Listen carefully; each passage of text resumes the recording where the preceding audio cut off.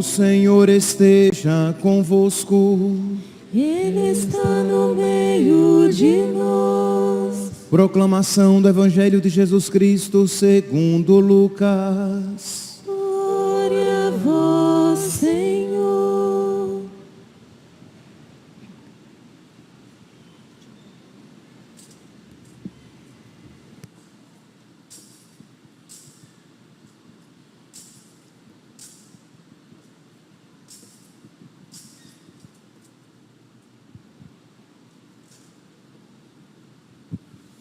Quando se completaram os dias para a purificação da mãe e do filho, conforme a lei de Moisés, Maria e José levaram Jesus a Jerusalém, a fim de apresentá-lo ao Senhor. Conforme está escrito na lei do Senhor, todo primogênito do sexo masculino deve ser consagrado ao Senhor.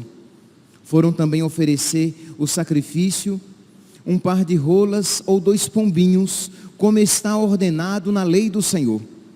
Em Jerusalém havia um homem chamado Simeão, o qual era justo e piedoso e que esperava a consolação do povo de Israel. O Espírito Santo estava com ele e lhe havia anunciado que não morreria antes de ver o Messias que vem do Senhor. Movido pelo Espírito, Simeão veio ao templo. Quando os pais trouxeram o menino Jesus para cumprir o que a lei ordenava, Simeão tomou o menino nos braços e bendisse a Deus.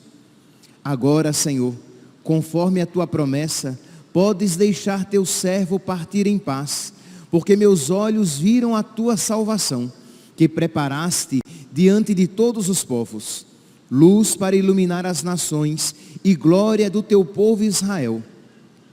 O pai e a mãe de Jesus estavam admirados com o que diziam a respeito dele. Simeão os abençoou e disse a Maria, a mãe de Jesus: este menino vai ser causa tanto de queda como de reerguimento para muitos em Israel. Ele será um sinal de contradição. Assim serão revelados os pensamentos de muitos corações. Quanto a ti, uma espada te traspassará a alma. Havia também uma profetisa chamada Ana, filha de Fanuel, da tribo de Azé. Era de idade muito avançada. Quando jovem, tinha sido casada e vivera 7 anos com o marido. Depois ficara viúva e agora já estava com 84 anos. Não saía do templo, dia e noite servindo a Deus com jejuns e orações. Ana chegou nesse momento e pôs-se a louvar a Deus e a falar do menino a todos os que esperavam a libertação de Jerusalém. Depois de cumprirem tudo conforme a lei do Senhor, voltaram a Galiléia para Nazaré, sua cidade. O menino crescia e tornava-se forte e cheio de sabedoria, e a graça de Deus estava com ele. Palavra da salvação. Glória a vós, Senhor.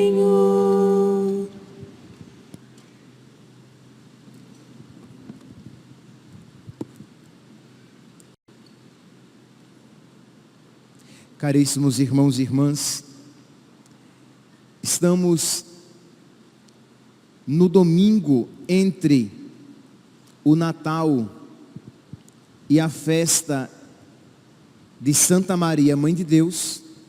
E quando o Natal e a festa e a solenidade de Santa Maria, Mãe de Deus, não cai num domingo, o domingo entre o Natal e Santa Maria, Mãe de Deus, é o domingo dedicado à Sagrada Família.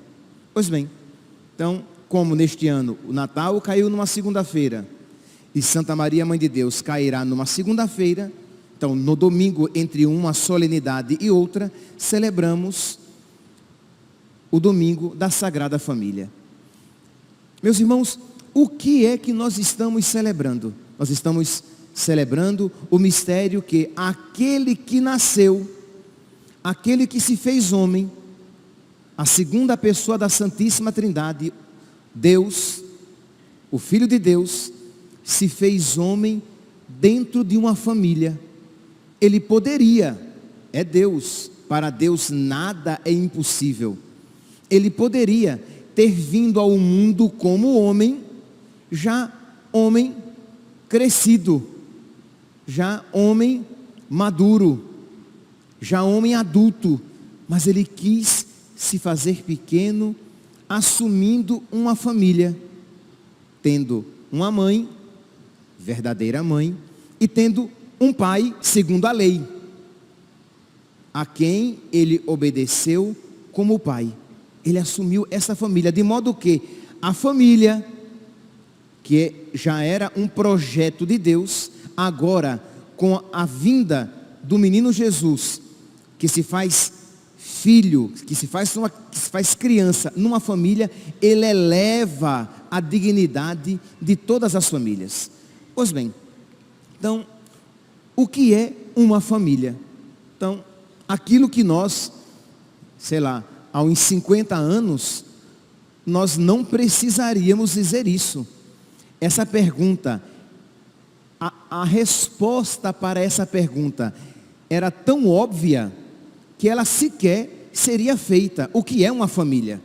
Mas, infelizmente, os tempos são outros. Então vamos lá. Respondamos a esta pergunta. O que é uma família?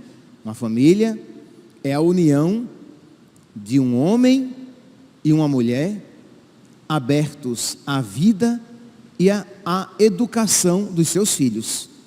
Isto é, repito, é a união de um homem e uma mulher.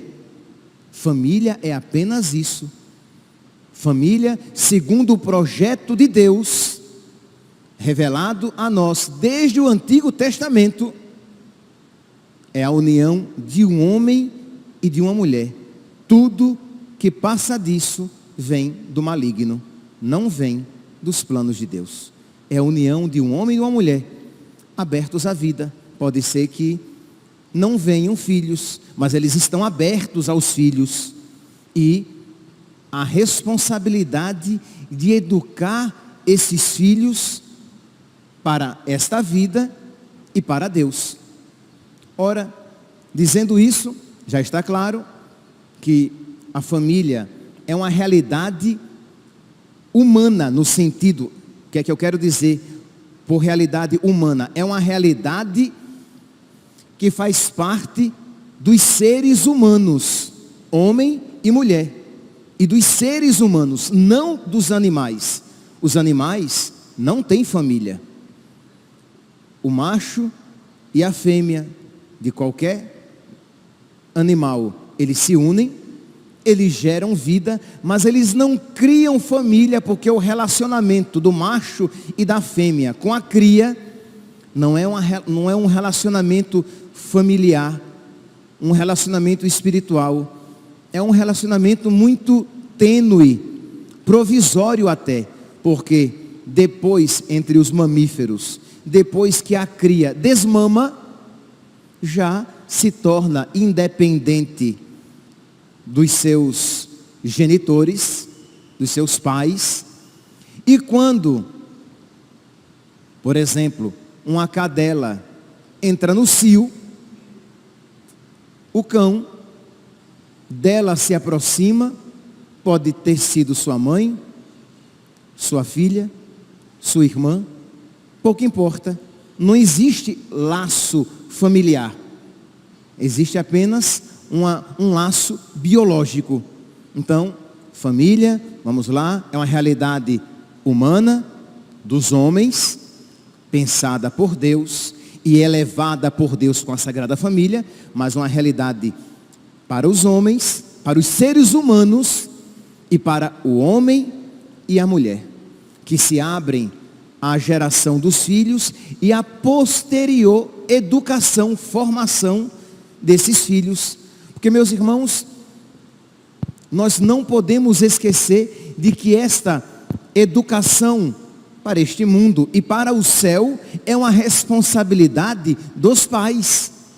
Isto é, educar os filhos para as virtudes, educar os filhos para as virtudes humanas e para as virtudes divinas, para a fé.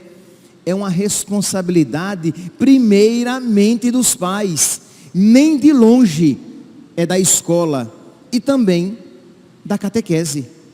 é uma responsabilidade dos pais.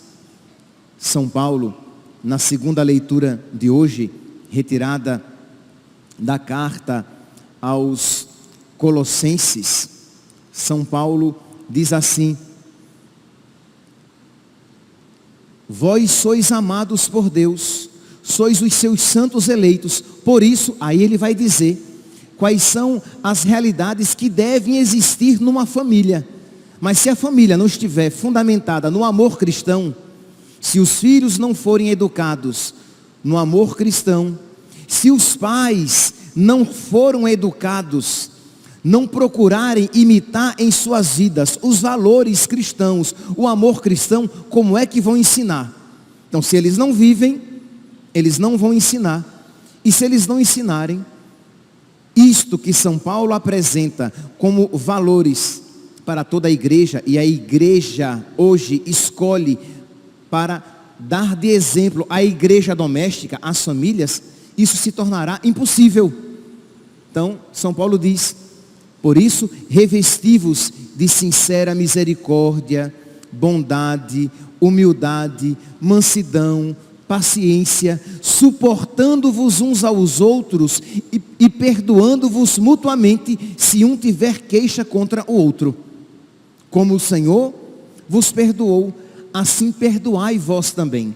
Então, na igreja doméstica, na família, isso se ensina. Então, se os pais não viverem isso, não crerem nisso, como é que eles vão ensinar? E os filhos precisam ser ensinados. Ora, um cachorrinho nasce, ele instintivamente aprenderá a ser cachorrinho, independentemente do pai, cachorro, e da mãe, cadela.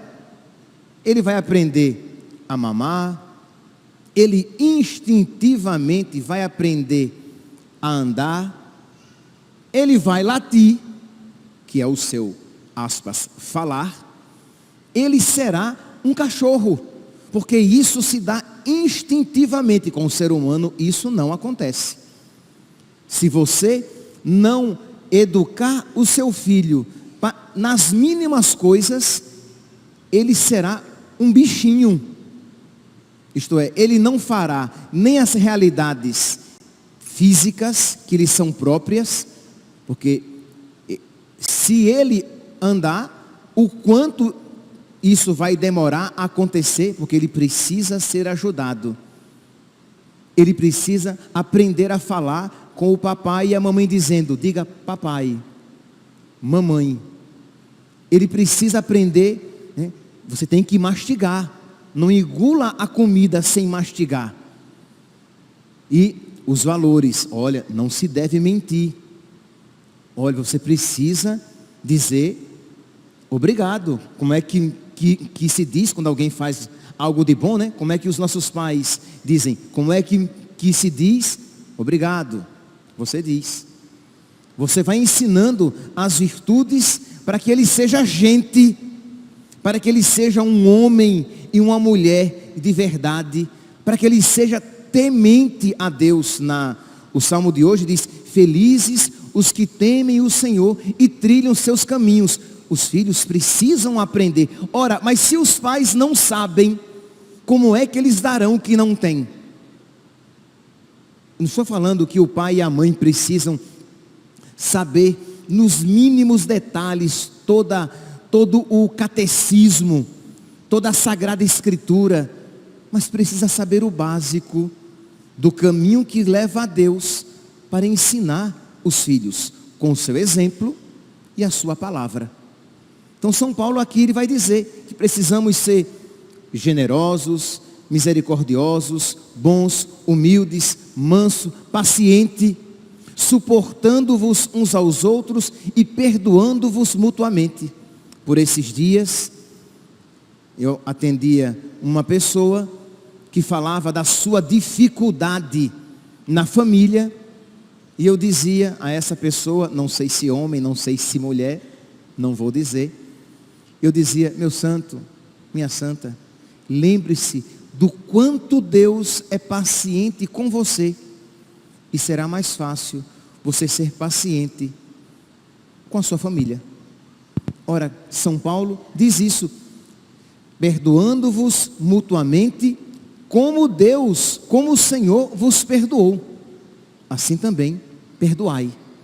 Então quer dizer, isso você faz a experiência, isso você passa para os seus filhos. Então existe esta realidade educadora, formativa, que é responsabilidade dos pais e que hoje em dia, infelizmente, os pais estão delegando a escola a pessoas, às vezes, não tão virtuosas assim, para ensinar os seus filhos o caminho da virtude.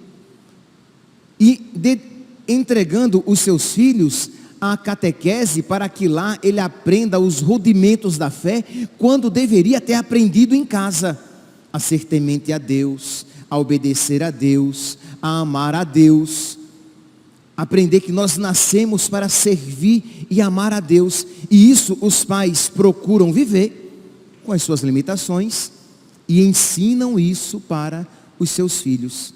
E esta é a realidade, que não é uma realidade, pelo amor de Deus, meramente biológica, simplesmente social, mas é uma realidade para nós cristãos, uma realidade sobrenatural. Nós não ensinamos aos nossos filhos simplesmente as coisas para este mundo. Ensinamos dando a ele escola para que tenha um bom emprego, ou ensinando as virtudes meramente humanas também, né? A responsabilidade, a palavra dada, a educação, a gentileza, ok, mas também e principalmente as virtudes que nos aproximam de Deus e que nos preparam para o céu. Felizes os que temem o Senhor e trilham seus caminhos. Então esta é uma das responsabilidades, a principal responsabilidade dos pais: educar os seus filhos para temer o Senhor, para respeitar o Senhor, para obedecer o Senhor. Então é neste contexto que a palavra de Deus vai dizer: filhos, obedecei aos vossos pais. Filhos, honrai os vossos pais. A primeira leitura de hoje, tão bonita, retirada do livro do Eclesiástico, vai dizer o quanto é agradável a Deus, o quanto são agradáveis a Deus os filhos que obedecem, que honram os seus pais. Interessante que dos 10 mandamentos, o honrar pai e mãe é o único mandamento acompanhado de promessa. Isto é, Deus promete conceder muitas graças àqueles que honram o seu pai e a sua mãe, com os defeitos que o seu pai e a sua mãe têm, porque são limitados, mas pressupõe-se que são pai e mãe tementes a Deus e que ensinam aquilo que agrada a Deus, mesmo com seus defeitos.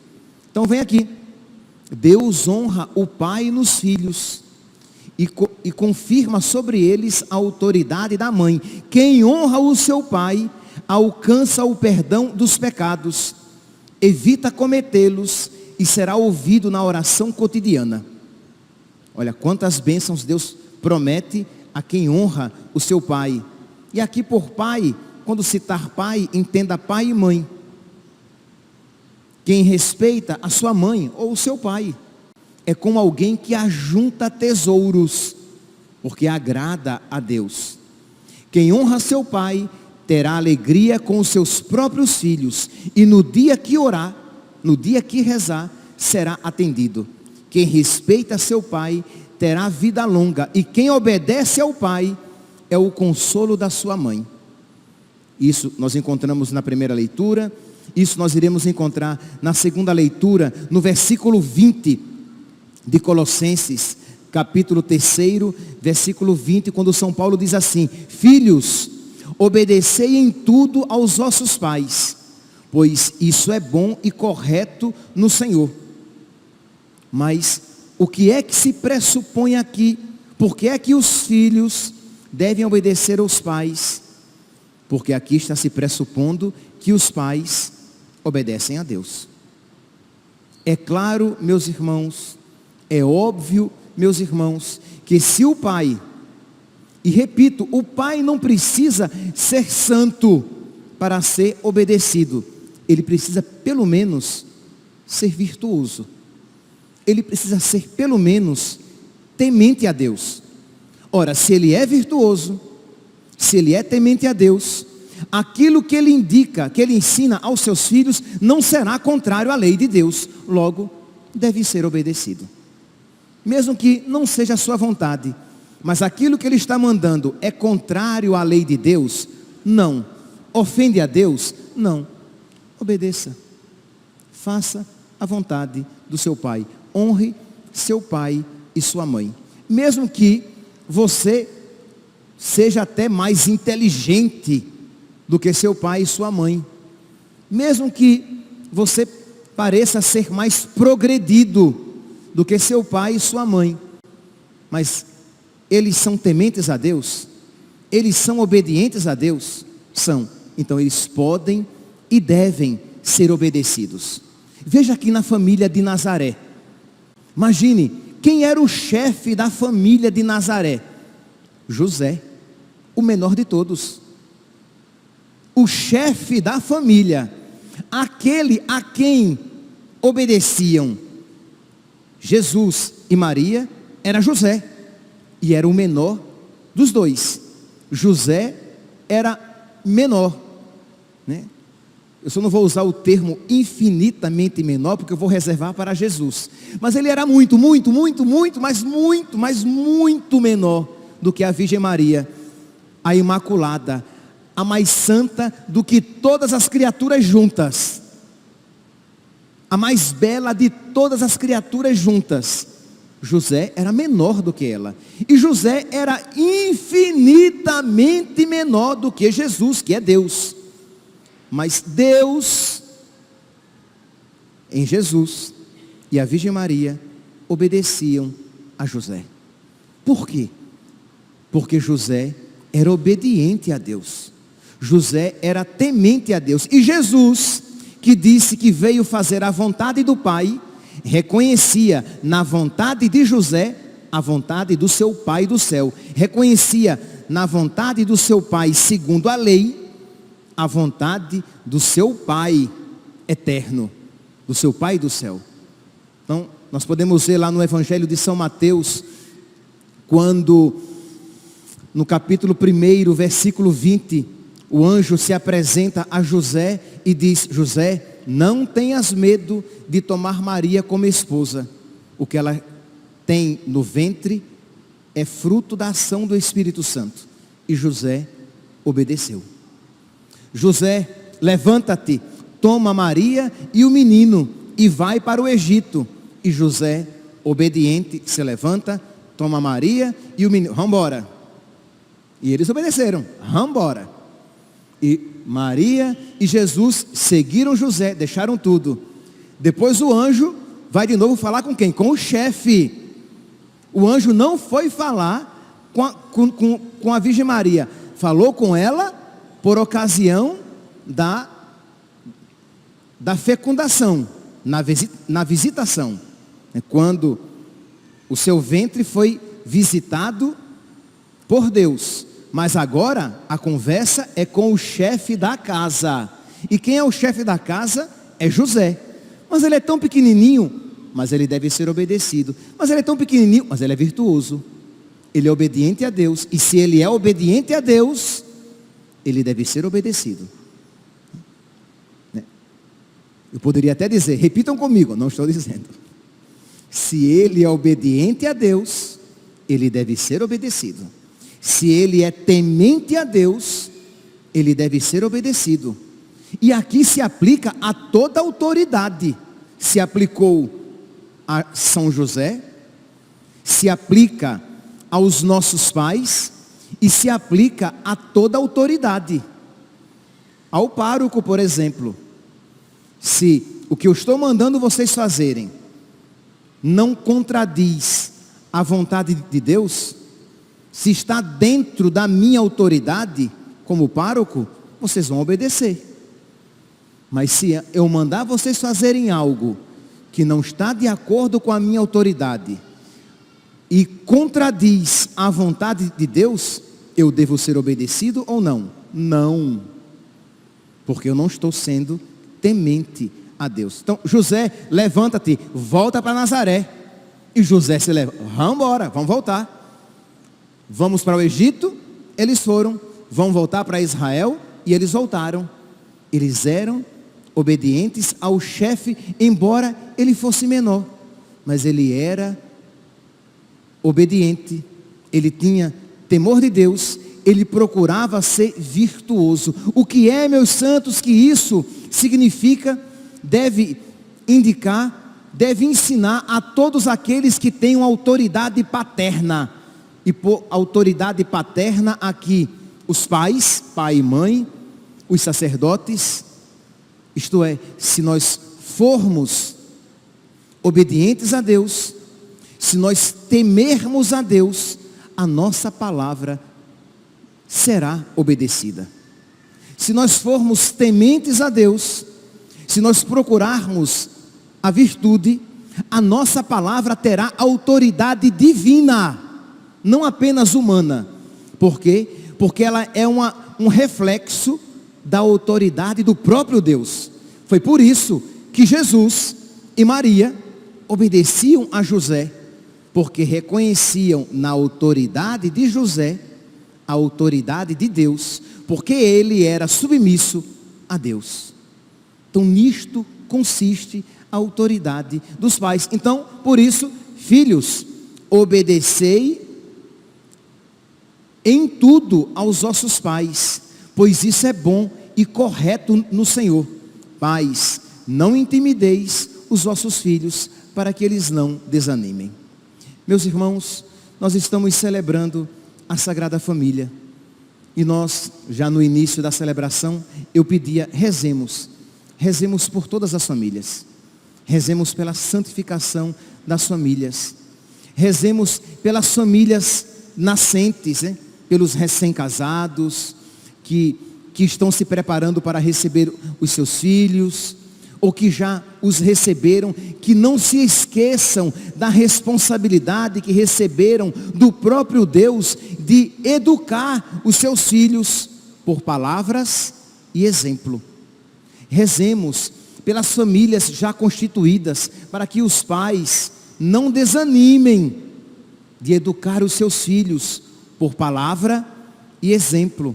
Rezemos pelos filhos, para que sejam obedientes aos seus pais, honrem os seus pais, não desagradem, não entristeçam os seus pais. Não se esqueçam que Deus concede muitas bênçãos aos filhos que honram os pais, mesmo quando eles perdem a lucidez. Diz aqui a palavra: meu filho, ampara o teu pai na velhice, e não lhe causes desgosto enquanto ele vive, mesmo que ele esteja perdendo a lucidez. Isto é, já não é tão lúcido assim, já está perdendo até mesmo a sua capacidade cognitiva, a sua inteligência, mas sempre foi ou procurou ser temente a Deus, virtuoso, obediente a Deus. Então, eu vou honrar meu pai, eu vou honrar a minha mãe, como uma maneira de honrar o próprio Deus. Porque se Jesus obedecia a José como uma maneira de expressar sua obediência a Deus, nós, quando obedecemos aos nossos pais ou às autoridades constituídas, nós isso fazemos porque sabemos que eles estão querendo o melhor para nós, que eles estão querendo o céu para nós, que eles são tementes a Deus, que eles não são desobedientes a Deus, e porque são tementes a Deus, podem ser obedecidos e imitados. Peçamos ao nosso Senhor, peçamos à Sagrada Família, esta graça para todos os pais, para todas as autoridades, que sejam tementes a Deus, virtuosas, para que sejam obedecidas e imitadas. Louvado seja nosso Senhor Jesus Cristo. para sempre seja louvado. De pé, meus irmãos, proclamemos a nossa fé. Creio em Deus Pai Todo-Poderoso, do céu e da terra, e em Jesus Cristo, seu único Filho, nosso Senhor,